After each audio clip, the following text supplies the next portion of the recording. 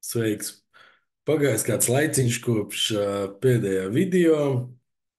Jauns gads jau pienācis, jauni turnīri, jaunas iespējas. Lūk, un pirms pāris dienām atgriezos no Ēģiptes. Rezultāti ir labi, sajūtas ir labas. Nu, un nolēmu padalīties ar dažiem stāstiem. Pirmkārt, pats festivāls vēl joprojām notiek. Šodien ir pēdējā diena komandu turnīram. Mēs gan bijām tikai, ja tā teikt, tikai 4 dienas uz diviem pāri turnīriem. Open pāri turnīrs notiek 3 dienas, un katru dienu tiek spēlēta viena sesija pār 26 sadalījumiem. Un mikstu vai jaukto pāri turnīrs ir 1 dienu, bet 2 sesijas. Sesija mazliet mazāk, 24 sadalījumi, un pāri arī bija mazāk. Ja Open bija šie 92, tad mikstos bija 54 pāri. Lūk, izvēlējāmies braukt uz Ēģipti pirmkārt jau tāpēc, ka tur ir silti.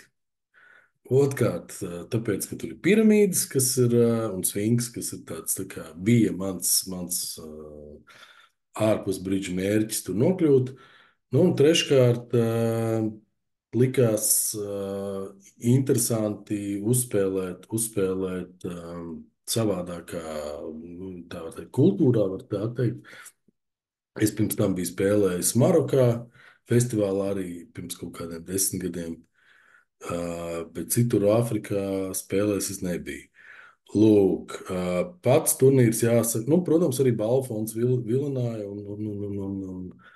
un atvilināja. Lai nu kā pats turnīrs norganizēts ļoti labi, ļoti varu ieteikt no organizatoriskā viedokļa ļoti labi.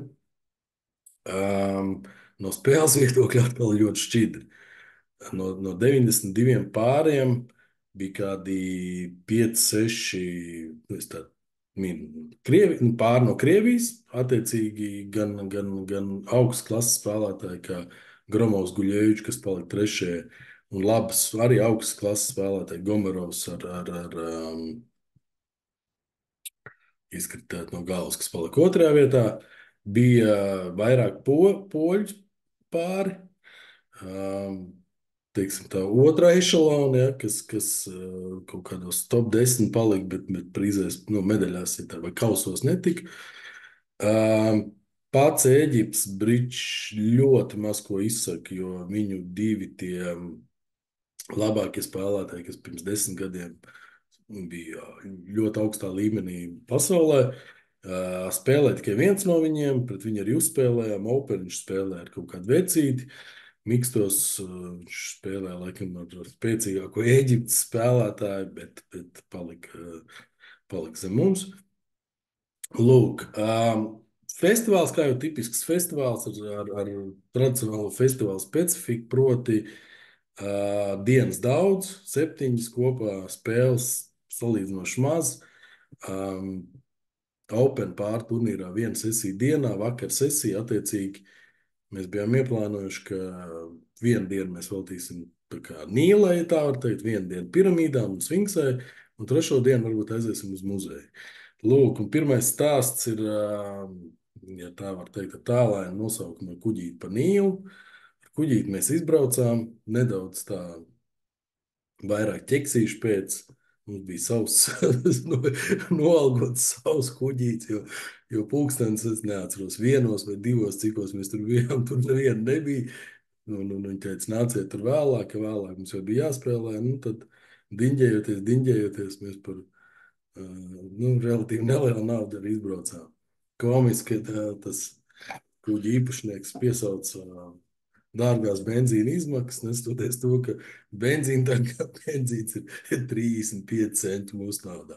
Nu, lai nu kā, pieņem, ka tu rakstu blogā jau izlasīji.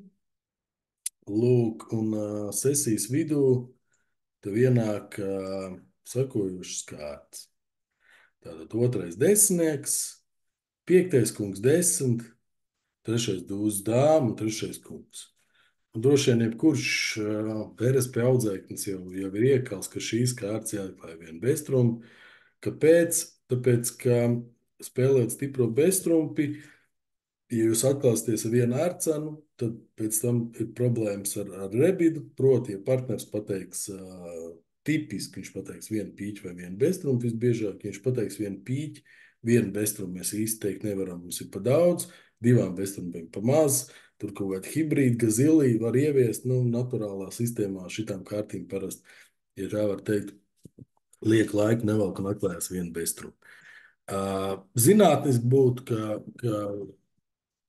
nu, šobrīd mūsdienu modernā zinātnē, ka ir iespēja partnerim pārbaudīt 5 kārtas vai 4 kārtas. Man ir attiecīgi ar papets tēmēm. Mums ir tā pa starinki, tā var teikt, 2 krusti no Ļenas kā stēmans, 2 arcena atbildi, 4 arcenā varbūt 5 pīķi un Ļena sola 3 beztrums, kas mums pēc mūsu norunas apsola 4 pīķi, proti es varu labot uz 4 pīķiem un 4 pīķi.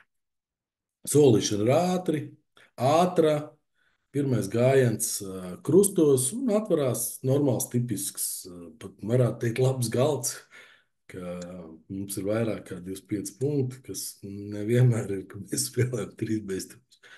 Lūk, un te ir jau uzreiz tipiskā festivāla spēles lieta, kas vienmēr jāņem vērā, ir pret kādu pirmkārt, vai šo kontraktu spēlēs